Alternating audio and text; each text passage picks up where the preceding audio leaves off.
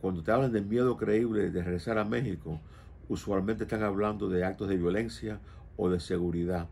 Que te robe un abogado es cruel y es ilegal, pero desafortunadamente no tienen mucho para hacer aparte de reportarlo a la policía o a las autoridades que posiblemente no tomen ninguna acción para protegerlo.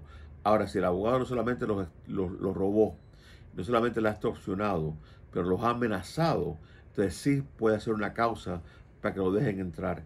Esta última semana tuve suerte en que 3 personas diferentes, 2 mujeres y el primer hombre solo que es representado, han podido pasar la parte de miedo creíble y quedarse en los Estados Unidos. Y todos fueron víctimas de actos de violencia en la frontera. Mira, para mí lo que más me preocupa es que en este momento el gobierno americano quiere identificar y poner como en el tablado de los grupos terroristas a los carteles de drogas de México, que debe ser, porque los carteles de drogas de México son terroristas, y a la misma vez que el gobierno americano los identifica como terroristas, estamos dejando a cubanos, venezolanos y personas de terceros países en México en áreas que estos terroristas controlan.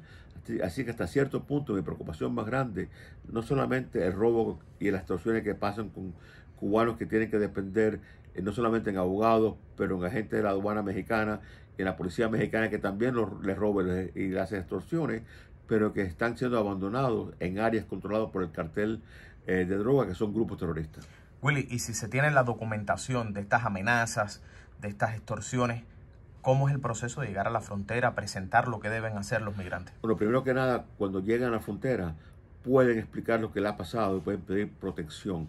Mira, el hombre que logré entrar y se quedó en los Estados Unidos, y espero que esté en libertad la semana que viene en Miami, él llevó evidencias de cuando lo amarraron, como tenía los dedos amarrados con, no sé, no eran sogas, pero eran cosas de metal que le habían hecho para torturarlo y forzarlo a pagarles a ellos el dinero que le estaban demandando a él y a su familia en Miami.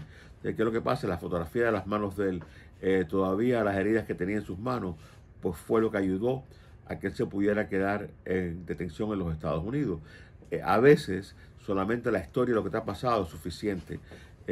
Yo tuve una de las jóvenes que se quedó, sufrió actos de violencia contra ella y recibió tratamiento médico. Lo que teníamos era el reporte médico.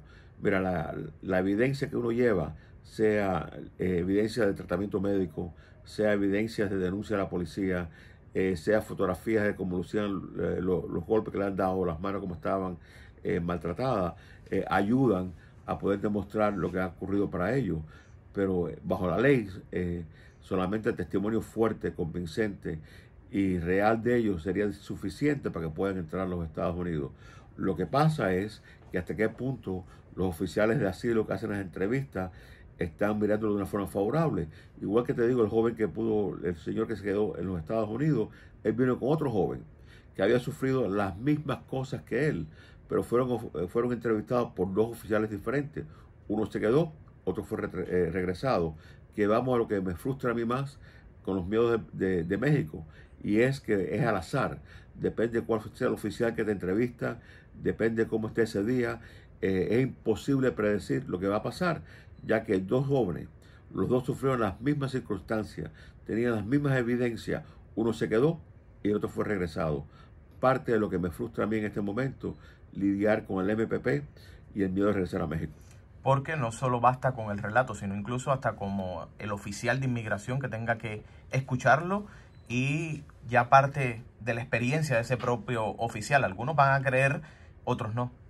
Bueno, también es parte a veces del perjuicio del oficial y las instrucciones que tienen.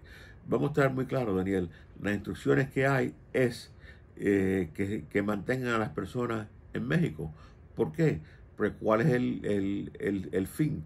El fin es disuadir a las personas de venir a pedir asilo en los Estados Unidos. Disuadirlo de que se queden esperando, que entren a los Estados Unidos. Por eso que en este momento están dando cortes para marzo, abril, hasta junio del año que viene a diferentes cubanos que están en el MPP o venezolanos que están en el MPP. Entonces, si tú estás en México y tuviste una audiencia en noviembre y tu próxima corte es en abril del 2020, ¿qué es lo que pasa? Te están forzando a pasarte 5 meses viviendo en una área peligrosa y tienes que vivir en esa área. Ahora, ¿qué ha pasado? Y hay que estar atento a esto. Varias personas que han tenido miedo de quedarse en México, algunos han regresado a Cuba. Entonces, si tú estás pidiendo asilo en los Estados Unidos y tú tienes miedo de quedarte en México, regresas a Cuba para regresar a tu cita más adelante en la corte, eso va a ser un problema para ti también, porque lo pueden usar en contra tuya.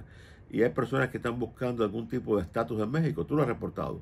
Cubanos que están preocupados de ser devueltos a Cuba, que buscan residencia o algún tipo de legalización en México. Si tú buscas y obtienes residencia en México, no calificas para asilo en los Estados Unidos. Así que uno tiene que considerar todos estos factores cuando está llegando a la frontera, porque parte de la misión que hay en este momento es parar la inmigración a los Estados Unidos, legal y ilegal. Willy, y el que se quiera salir del caso de asilo, que ya comenzó el caso de asilo, ¿cómo debe hacerlo? Bueno, tiene que hacerlo documentado y frente a la corte. No puede solamente abandonar el proceso e irse para otro país o regresar. ¿Por qué? ¿Por qué? Porque si tú no notificas a la corte que es tu intención abandonar el proceso o que te quieres retirar o estás pidiendo que te lo retiren, pueden considerar que tú los has abandonado y te pueden deportar en absencia. Y eso tiene un castigo en el futuro. Yo creo que las personas que retiren su asilo y regresen a esperar una visa familiar, sea en Cuba, en Venezuela, en Colombia, donde sea, van igual a tener cierto castigo por haber intentado entrar a los Estados Unidos de una forma ilegal. Pero es un castigo que si se hace bien retirándose de la corte, el impacto se puede suavizar en vez de solamente no presentarse.